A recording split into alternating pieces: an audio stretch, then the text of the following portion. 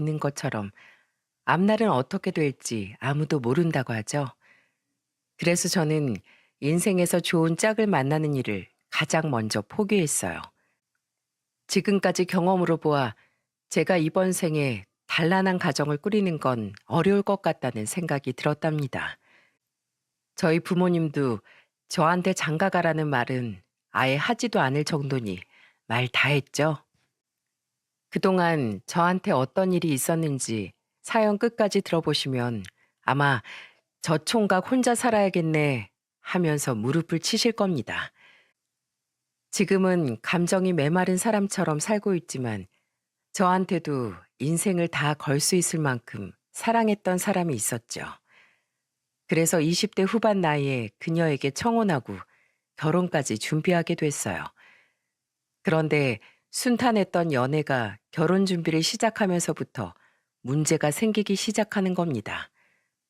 그 당시 저희를 가로막던 가장 큰 문제는 전 처가였죠. 제가 그 집안의 사위로 들이기에 부족해서 반대한 거라면 저 억울하지도 않았을 거예요. 정말 밑도 끝도 없이 그쪽 부모는 결혼이라는 말을 듣자마자 눈에 쌍심지를 켜고 저한테 단호하게 말했습니다. 뭐 결혼? 누구 마음대로 결혼이야? 내 눈에 흙이 들어와도 절대 이 결혼 못해. 전 여자친구와 결혼 허락을 받기 위해 처가에 갔다가 본격적으로 말도 꺼내기 전에 무작정 반대하셨죠.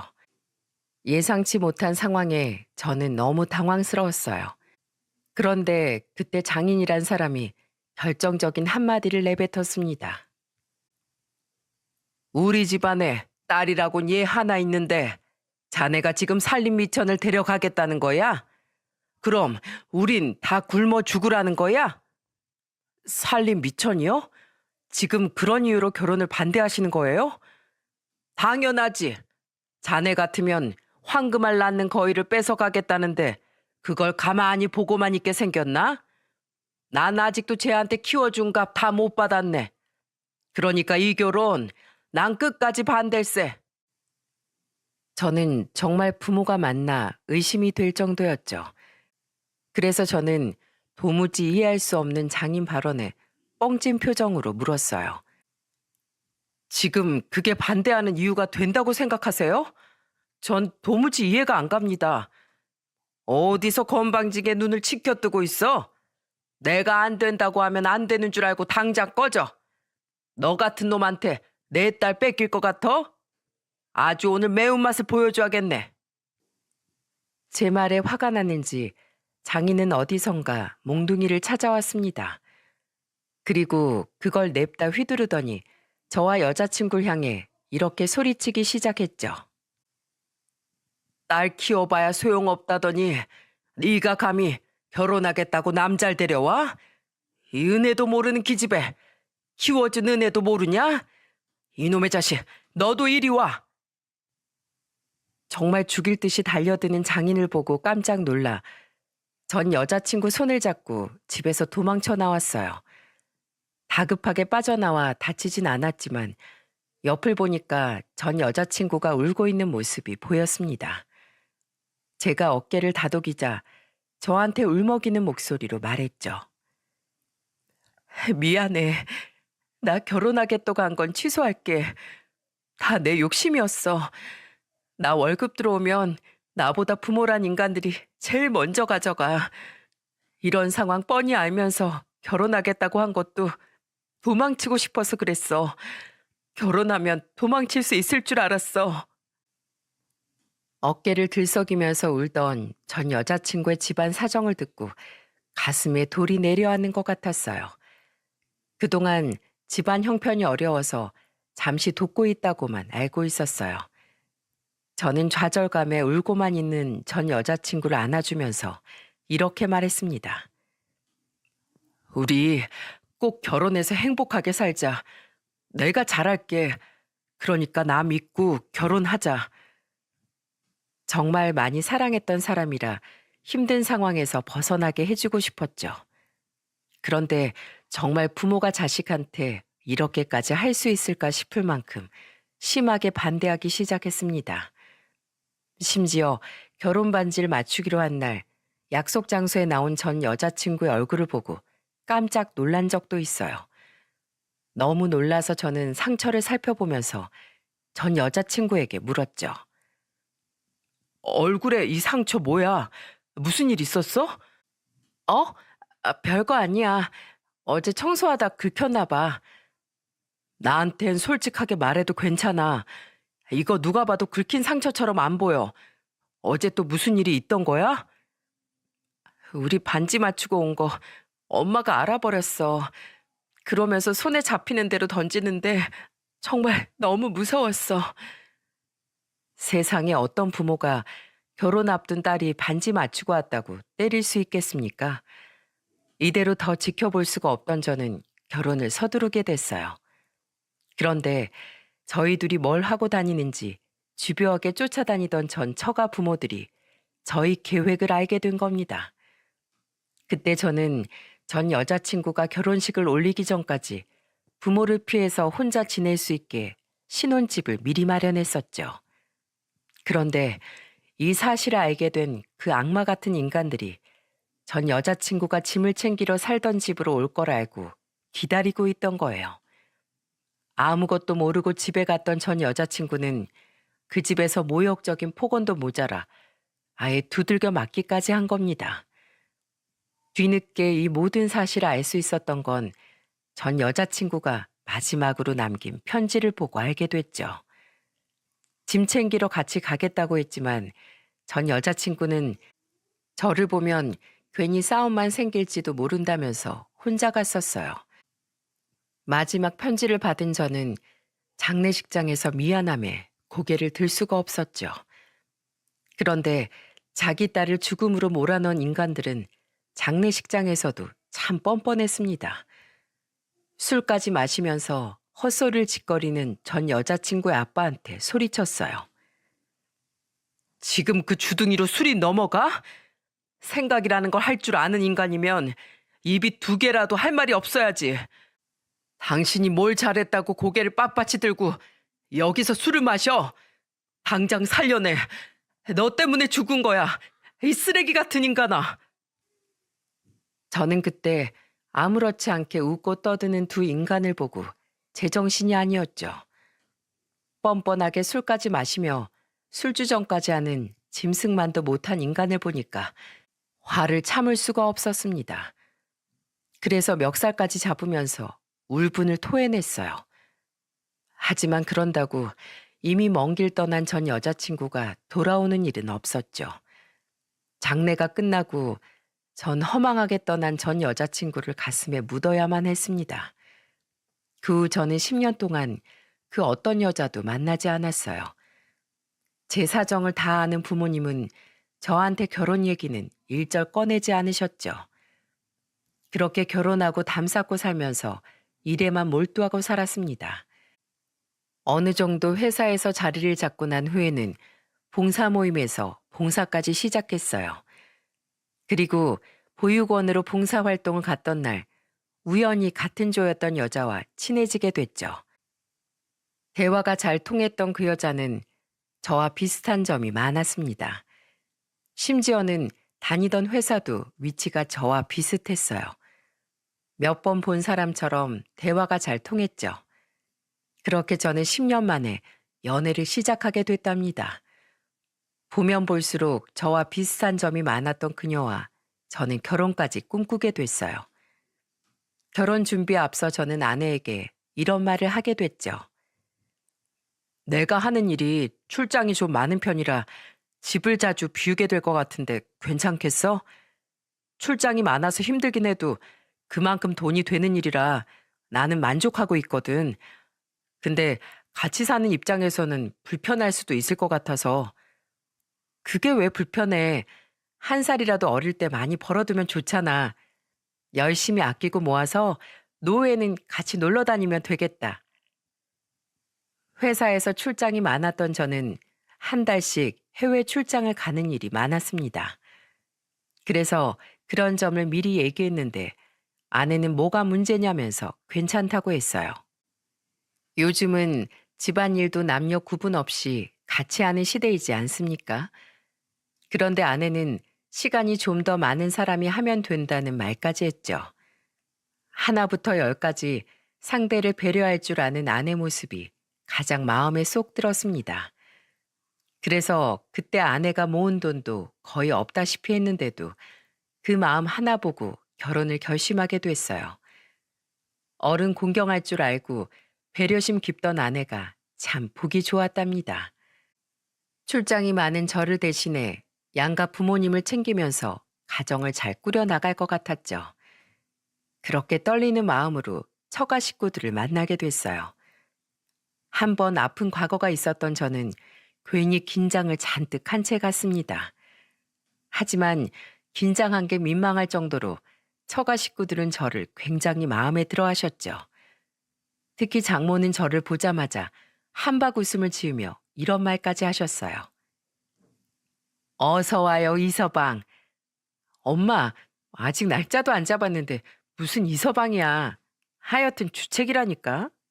어머, 나도 모르게 그만 말이 앞섰네. 우리 딸 늙어 죽을 때까지 혼자 살면 어쩌나 했는데 이렇게 훤칠한 총각을 데려오니까 내가 너무 행복해서 그래. 저를 보자마자 이서방이라고 부르던 장모는 저를 마음에 쏙 들어 했죠.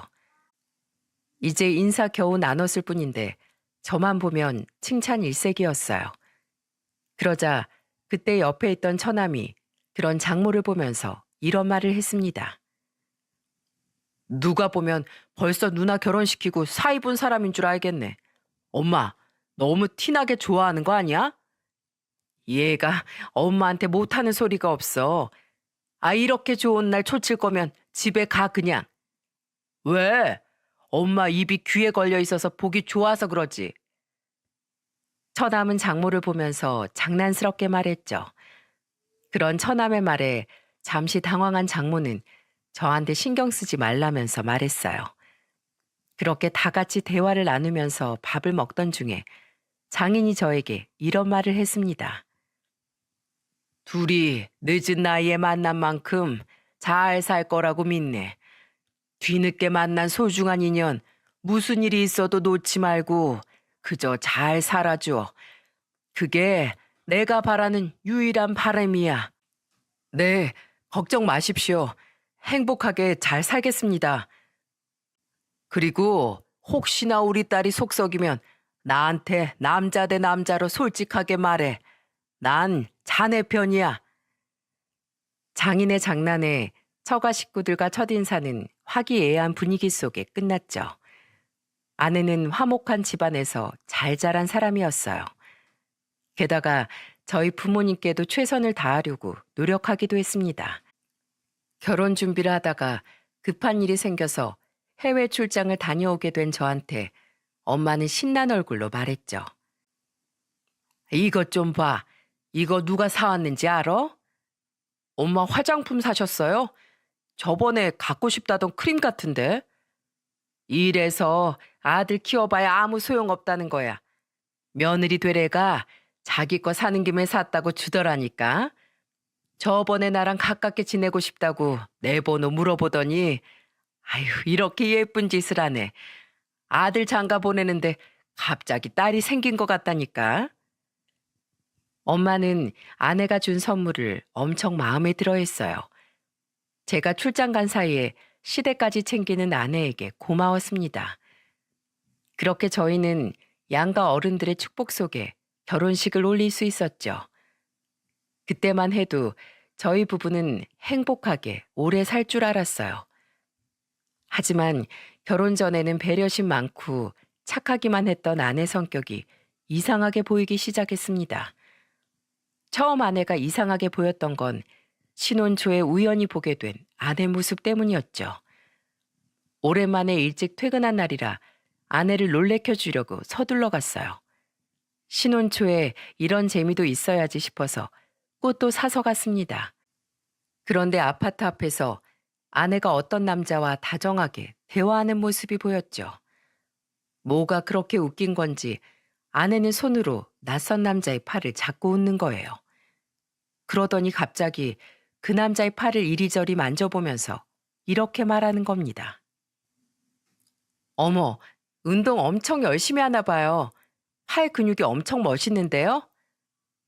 열심히 하는 건 아닌데, 제가 워낙 근육이 잘 잡히는 몸이래요. 진짜 이런 근육은 처음 봐요.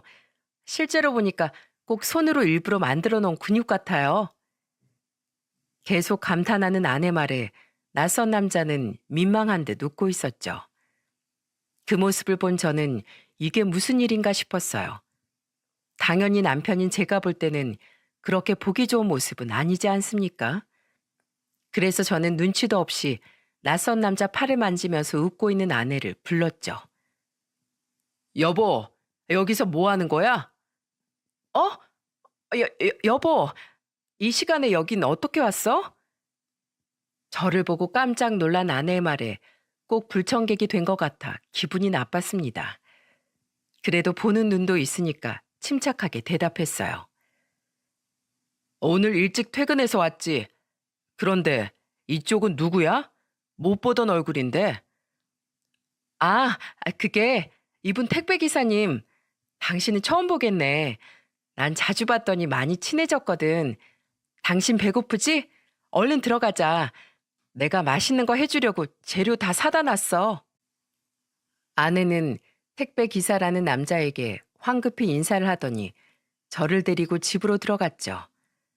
저는 집에 오자마자 아내한테 화를 내며 말했습니다. 길거리에서 그렇게 아무 남자 팔이나 막 잡고 다니면 어떡해? 동네 사람들이 뭐라고 생각하겠어? 나는 택배 기사님이 혼자 물건 돌리는 게 힘들어 보여서 음료수 잠깐 준다는 게 말이 길어졌어. 택배 배송이 힘든 일인 거 나도 알지. 그런데 당신이 굳이 나서서 유부녀가 길에서 남자 팔을 더듬거리는 게 말이 된다고 생각해? 미안해. 난 정말 좋은 마음으로 생각해서 했던 거야. 무슨 의도가 있던 건 아니었어. 답답한 마음에 화를 내는 저한테 아내는 미안하다고 했어요. 그런 아내를 보니까 일부러 그런 것도 아닌데 제가 너무 안 좋게 생각하는 건가 싶었죠. 그래서 미안해하는 아내한테 이렇게 말했습니다. 우리 부부잖아. 남들 배려하고 신경 쓰기 전에 우리 먼저 생각해야지. 앞으로는 그렇게 선 넘는 행동 자제해. 알겠어. 진짜 화난 거 아니지? 내가 맛있는 저녁 해줄 테니까 화 풀어. 어? 웃었다? 그치? 웃었으니까 더 화내기 없는 거다. 알겠으니까 얼른 밥 좀 줘. 미안하다면서 계속 해명하는 아내 모습에 저는 이해하기로 했어요. 같이 마트에 가도 한 번씩 친절이 과해서 선을 넘는다 싶을 때가 종종 있었죠. 그때마다 저는 아내한테 이런저런 주의를 줬습니다. 분명 아내는 의도가 없다고 하는데 선을 넘는다 싶을 때가 있었어요. 그래도 제가 몇 번씩이나 말하니까 아내도 점점 고쳐나가기 시작했죠. 그 후 아내와 쓸데없는 문제로 싸우는 일은 없었습니다. 하지만 이건 시작에 불과했어요. 저는 직업 특성상 한 번 출장 가면 중국, 미국, 동남아 어디든 3주 정도 출장을 가야만 했죠. 그래서 어쩔 수 없이 집을 비우게 되는 일이 많았습니다. 그러다가 결혼하고 처음으로 3주 동안 중국으로 출장을 갔던 적이 있었어요. 그런데 출장이 끝나고 집에 왔는데 참 이상한 게 하나 있었죠. 항상 집에서 제가 편하게 입던 옷이 그날따라 아무리 찾아도 안 보이는 겁니다. 그래서 저는 아내를 불러서 물었어요. 여보, 내가 출장 가기 전에 맨날 집에서 입던 옷 세탁해서 여기 넣어둔 것 같은데 안 보이네? 혹시 다른 데 옮겼어? 그게 뭐였지? 출장 갈 때 들고 간 거 아니야? 아닌데. 분명히 여기 서랍장에 넣어두고 갔는데 왜 그 줄무늬로 된 파자마 바지 있었잖아. 그 바지. 그거 빨래통에 있어. 그게 왜 빨래통에 있어? 분명히 여기 내가 정리해놨었는데. 그게 그 바지가 왜 빨래통에 있냐면 제가 분명히 정리를 직접 해두고 갔는데 아내는 제 옷이 빨래통에 있다고 했죠. 그럴 리가 없는데 왜 빨래통에 있냐고 물었더니 아내는 당황한 얼굴로 우물쭈물했습니다. 제가 뭐 어려운 질문을 한 것도 아니지 않습니까? 그냥 일상적인 질문인데도 잠시 고민을 하더니 무언가 떠오른 듯 이렇게 말했어요. 아, 그게 저번에 내 남동생이 우리 집에서 자고 갔었어. 언제? 나한텐 그런 말 없었잖아. 뭐하러 시시콜콜한 것까지 다 얘기해. 당신 걱정할 것 같아서 말 안 했어. 뭐 대단한 일도 아닌데 내가 무슨 걱정을 한다는 거야? 아니, 워낙 세상이 흉흉하잖아. 저번에 막 천둥번개 치길래 남동생 불렀었어. 근데 동생이 비 쫄딱 맞고 왔길래 급한 대로 아무거나 꺼내준다는 게 당신이 자주 입는 거 꺼내주고 깜빡했네. 내가 얼른 건조기 돌려서 가져올게. 아내는 횡설수설하더니 황급히 자리에서 일어났죠. 근데 아무리 생각해도 당황하는 아내 모습이 이상하기만 했어요. 그래서 잠시 뒤 아내한테 넌지시 물어보게 됐습니다. 그러자 아내는 당황한 얼굴로 이렇게 말했죠. 내가 요즘 자꾸 깜빡거려서 한참을 고민해야 겨우 생각나니까 나도 진짜 너무 답답한 거 있지? 다음에는 까먹기 전에 꼭 미리 말할게. 처남이 와서 기분이 나빴던 게 아닌데 괜히 어딘가 찜찜한 거예요. 하지만 그 당시에는 저거 하나 말고 별다른 이상한 점이 없어서 추궁해 볼 생각도 안 했습니다. 그래서 그냥 대수롭지 않게 넘어가게 됐었죠. 그런데 하필이면 유럽으로 6개월간 장기 출장을 갈 일이 생긴 거예요. 아내는 굉장히 아쉬워하면서 이런 말을 했습니다. 우리 신혼인데 6개월은 너무 긴 거 아니야? 회사가 진짜 너무한다. 그냥 빨리 오겠다고 하면 안 되는 거야? 저번처럼 3주만 다녀오겠다고 해. 나도 그러고 싶은데 정말 중요한 일이라 내가 있어야 될 것 같아. 너무 걱정하지 마. 6개월 금방이야. 이번 출장만 다녀오면 앞으로 해외 출장은 좀 빼달라고 한번 요청해 볼게. 정말? 그럼 이게 마지막 출장이라고 생각하고 보내줄게. 조심해서 잘 다녀와. 내가 전화 자주 할게. 아내는 많이 아쉬웠는지 그날따라 괜한 투정을 부렸죠. 그 후 유럽 출장을 떠난 저는 매일같이 아내와 전화도 하고 영상 통화도 하면서 연락을 이어갔어요. 너무 자주 통화하다 보니까 아내랑 같이 출장 온 것 같은 기분이었답니다. 아내는 저랑 영상 통화를 할 때마다 이렇게 말했죠. 시간이 왜 이렇게 안 가는 거야? 집에 혼자 있는 거 너무 심심해.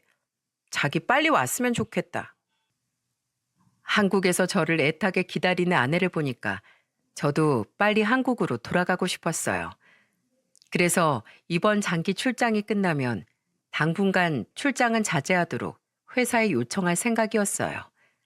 저도 이제는 예쁜 자식도 낳고 가정을 꾸리면서 단란하게 살고 싶은 마음뿐이었죠. 그렇게 외롭고 긴 장기 출장 끝에 드디어 한국에 도착했던 날이었어요. 얼마 살아보지도 못하고 신혼집을 떠나 긴 출장을 가서 그런지 내 집 가는 길인데도 낯설기만 했습니다. 그렇게 엘리베이터를 타고 저희 집 층에서 내리는데 옆집 사는 분이 같이 내렸죠. 그래서 저는 정중하게 고개를 숙이면서 인사드렸어요. 안녕하세요. 누구세요? 아, 저 여기 앞집에 이사 온 사람이에요. 제가 인사를 못 드렸네요. 설마 여기 사는 여자 남편이에요? 네, 맞습니다. 저희가 신혼부부인데 회사에서 갑자기 장기 출장이 잡히는 바람에 아마 저는 처음 보실 거예요. 이 집은 도대체 남편이 몇 명인 거야? 거참 특이하네. 네? 그게 무슨 말씀이세요? 아니에요. 나 혼자 말한 거니까 신경 쓰지 마세요. 그때 앞집 아주머니가 저랑 인사를 나누던 중에 혼자서 고개를 갸우뚱거리더니 이상한 소리를 하신 겁니다. 저는 아주머니가 중얼거리는 소리를 정확히 들었기 때문에 다시 한번 물어봤죠. 그런데 아주머니는 아차 싶으셨는지 그냥 집으로 들어가 버리셨어요. 이미 들은 걸 어떻게 신경을 안 쓸 수 있겠습니까? 게다가 이상한 말을 중얼거리던 아주머니 말이 제 머리에 계속 맴돌면서 생각만 복잡해지고 있었어요. 이런 복잡한 생각을 뒤로하고 저는 일단 집으로 들어갔죠. 아내는 저를 보자마자 밝게 웃으면서 달려오더니 반가운 목소리로 인사했어요. 여보, 진짜 보고 싶었어. 근데 얼굴이 왜 이렇게 까칠해졌어? 제대로 밥도 안 챙겨 먹고 일만 한 거 아니야? 뭐야? 내 말 듣고 있어? 당신 무슨 생각하는 건데? 저는 반갑게 인사하는 아내를 보면서도 계속 아주머니 말이 떠올랐습니다. 그래서 저도 모르게 다른 생각에 잠겨서 아내 말에 대답을 못한 거죠. 당황한 얼굴로 아내를 보면서 말했어요. 아, 시차 때문에 머리가 좀 아프네. 안 되겠다. 빨리 씻고 와. 내가 맛있는 제육볶음 해줄게. 한국인은 역시 밥을 먹어야 힘이 나지. 아무것도 모르는 아내는 저를 위해서 요리까지 하기 시작했죠. 그런데도 저는 기쁜 마음보다 굉장히 복잡한 감정이 들었어요. 그런데 밥이 코로 들어가는지 입으로 들어가는지도 모르고 먹었습니다. 결국 도저히 궁금증을 참을 수 없던 저는 다음 날 앞집 문을 두드렸죠. 다행스럽게도 아내가 저보다 먼저 출근해서 몰래 가볼 수 있었어요. 그런데 아주머니는 물어볼 게 있다는 저한테 문도 열어주지 않고 인터폰에 대고 이렇게 말했습니다. 내가 어제 별말 아니라고 했잖아요. 남의 가정사에 끼고 싶지 않으니까 그냥 돌아가세요. 요즘 괜히 말 잘못하면 큰일 나는 거 몰라요? 나 그런 사람 아니니까 돌아가요. 아주머니는 너무 단호하게 저희 부부 일에 끼고 싶지 않다고 하셨죠. 그런데 제가 쉽게 포기할 수 있었겠습니까? 안 들었으면 몰라도 이미 들은 말이 있어서 알기 전까지는 포기할 생각이 없었어요. 그래서 아주머니께 한 가지 제안을 하면서 다시 물어봤죠. 제가 50만 원 드릴 테니까 저한테 보신 그대로 좀 말해주시면 안 될까요? 50만 원을 준다고요? 네, 당연히 사례금으로 드려야죠. 직접 보신 거 맞죠? 본 게 맞긴 한데, 아휴, 이래도 되나 모르겠네. 50만 원을 살해하겠다고 하니까 잠시 고민하던 아주머니는 결국 제 말에 문을 열고 나오셨어요. 그리고 저를 보면서 이렇게 말했습니다. 아휴, 이러면 안 되는데 그쪽이 너무 궁금해하니까 내가 말해주는 거예요. 내가 본 거 그대로 말해주면 되겠어요? 그럼요. 사실 그대로 말씀만 해주시면 저도 꼭 살해할게요. 그게 사실은 이 앞집 드나드는 남자가 계속 바뀌길래 좀 지켜봤더니 이상한 게 있긴 했어요. 바로 엊그제만 해도 어떤 남자가 음식물 쓰레기 버리려고 나오더라니까. 남자가 나왔다고요? 여긴 제 아내가 혼자 살고 있었을 텐데요. 정말이에요. 내가 하도 이상해서 몇 달 지켜보니까 드나든 남자들이 한둘이 아니었어요. 그래서 처음엔 남편인가 남매인가 싶었다니까요. 그런데 어제 그쪽이 나한테 이 집 사는 여자 남편이라고 했잖아요. 그래서 나도 어제 얼마나 놀랬는지 몰라요. 난 그 전에 왔던 남자들이랑 너무 다정해서 그 중에 남편이 있다고 생각했다니까요.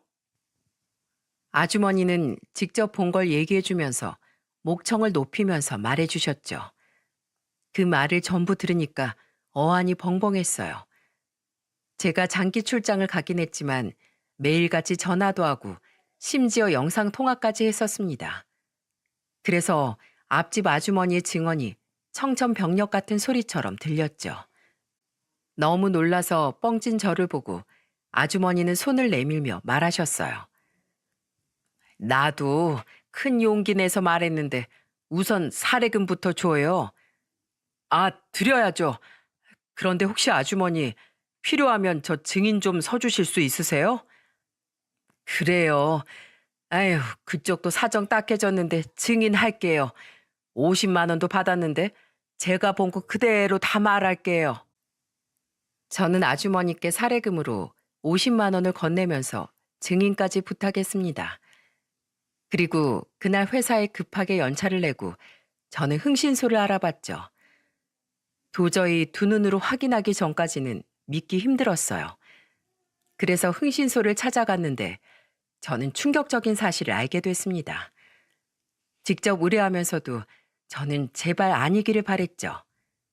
하지만 의뢰하고 시간이 좀 지나서 흥신소 직원에게 건네받은 증거 사진은 충격 그 자체였어요. 사진 속에는 아내가 2명의 남자와 다정하게 데이트하는 모습이 찍혀 있는 겁니다. 그 순간 피가 거꾸로 솟는 기분이었죠. 제가 한국을 떠나 있는 사이 이 남자들이 집을 드나들었다 생각하면 화가 났어요. 모든 사실을 알고 나니까 잠시도 참을 수가 없어서 저는 집으로 달려갔습니다. 마침 주말이라 집에 있던 아내는 뻔뻔한 얼굴로 허겁지겁 뛰어온 저를 보더니 이렇게 말했죠. 무슨 급한 일이라도 있어? 왜 이렇게 뛰어와? 아, 나 보고 싶어서 뛰어왔구나? 그래, 내가 네 그 뻔뻔한 면상이 궁금해서 뛰어왔다. 면상? 갑자기 왜 그래? 무슨 일 있어? 갑자기 왜 그렇게 화가 난 건데? 나 없는 동안 집구석에서 있던 일이니까 네가 더 잘 알겠지. 양심에 손을 얹고 말해봐. 너 진짜 여기서 무슨 짓을 한 거야? 다 알고 왔으니까 있는 그대로 말해. 무슨 소리야? 나 정말 당신이 왜 이러는지 하나도 모르겠어. 정말 뻔뻔한 얼굴로 아내는 끝까지 발뺌하기 바빴어요. 심지어는 눈물까지 흘리면서 정말 왜 이러는지 모르겠다고 하는 겁니다. 거짓 눈물을 뚝뚝 흘리는 걸 보니까 증거를 들이밀어야 말하겠다 싶었죠. 그래서 흥신소에서 받은 사진을 바닥에 던지면서 소리쳤어요. 그 멍청한 머리로 어떻게 바람 펴 생각을 했냐? 어? 내가 한국 오기 전까지도 딴 놈 끼고 이 집에 왔었다면서. 둘 중 어떤 놈이야? 어디 면상이나 한번 보자. 너 데이트하면서 실실 쪼개는 거 아주 잘 나왔으니까 한번 똑바로 봐. 제가 화를 내면서 사진을 집어던지니까 아내는 그제야 들켰다 싶었던 겁니다. 바닥에 던져진 사진을 보더니 벌떡 일어나 다급한 목소리로 말했죠. 이거 다 오해야. 여보, 진정하고 내 말 좀 들어봐. 이 남자 내 고등학교 동창이야.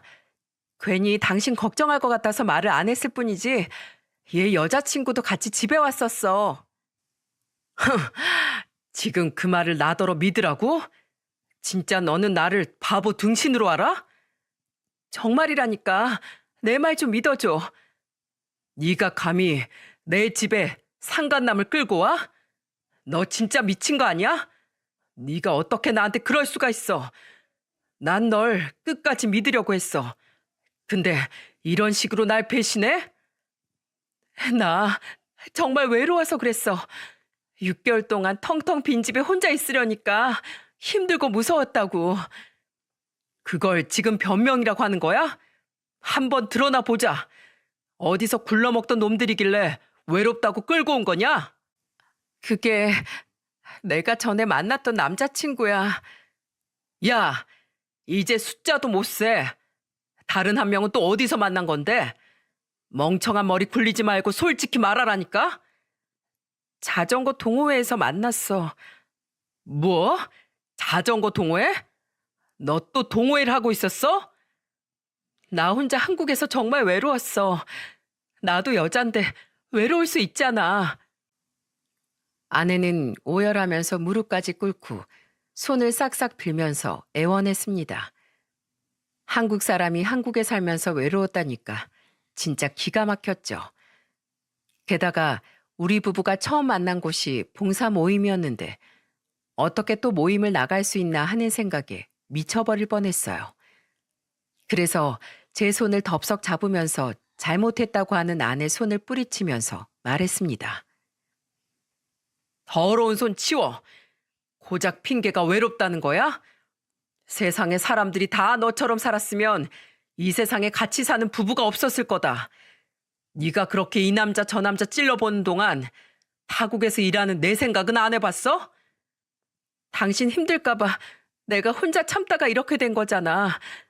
매일 내가 힘들다고 징징거렸으면 당신도 힘들었을 거 아니야.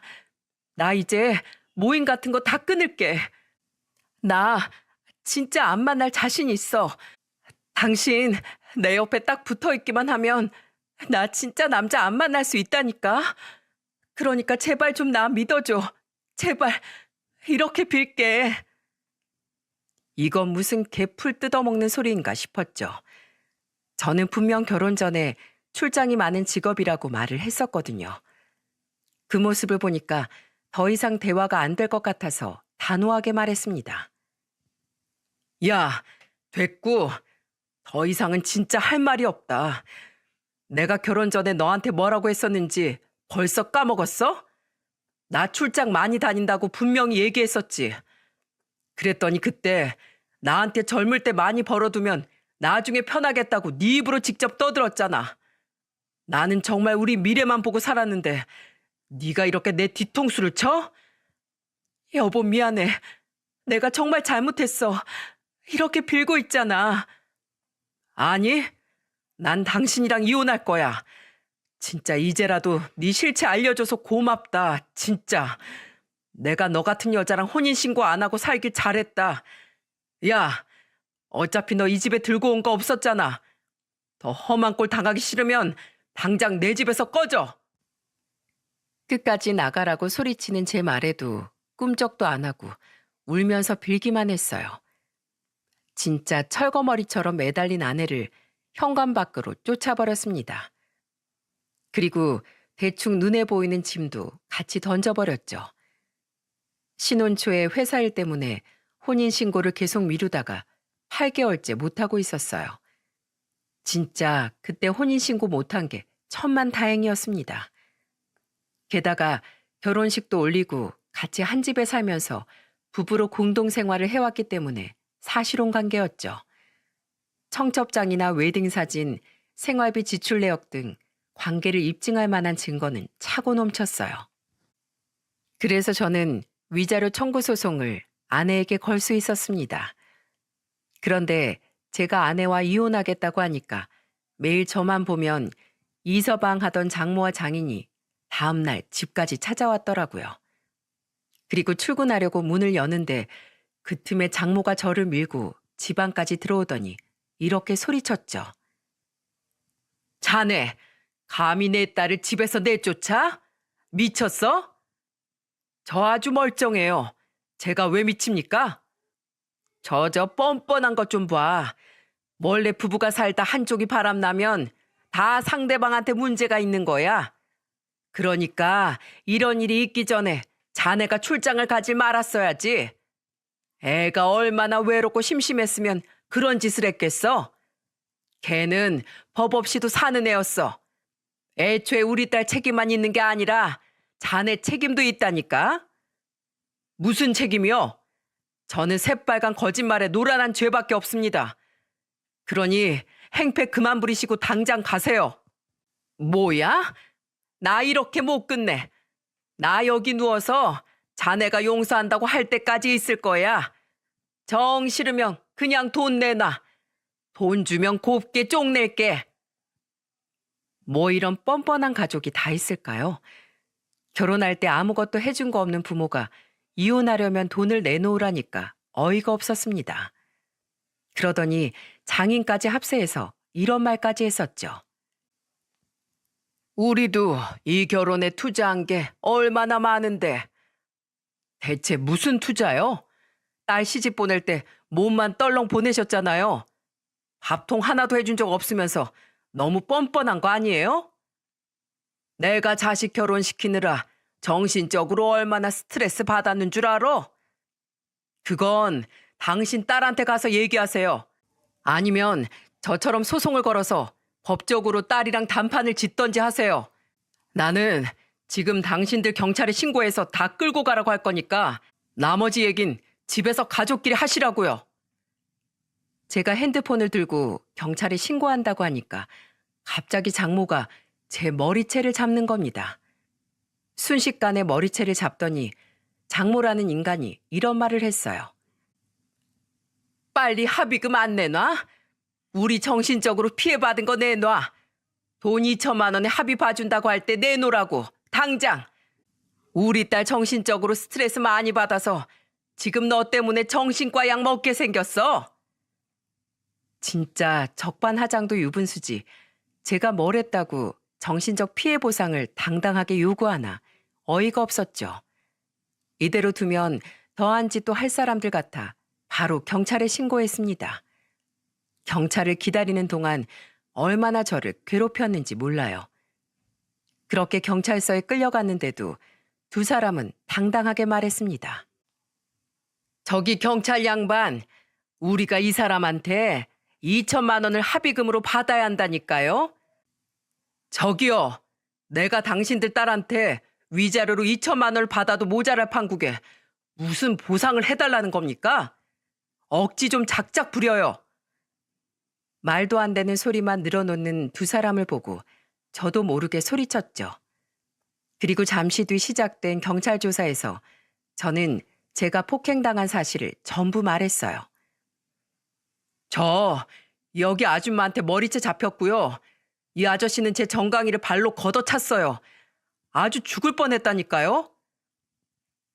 제가 한탄을 하면서 진술하니까 두 인간은 입만 살았다고 또 떠들기 시작했어요. 저는 절대 합의 안 해준다는 의사표시를 확실하게 하고 경찰서를 나왔죠. 그리고 며칠 뒤 적반하장 태도는 온데간데 없이 사라지고 꼬리를 바짝 내린 장모란 인간이 저한테 전화하더니 이렇게 말하더군요.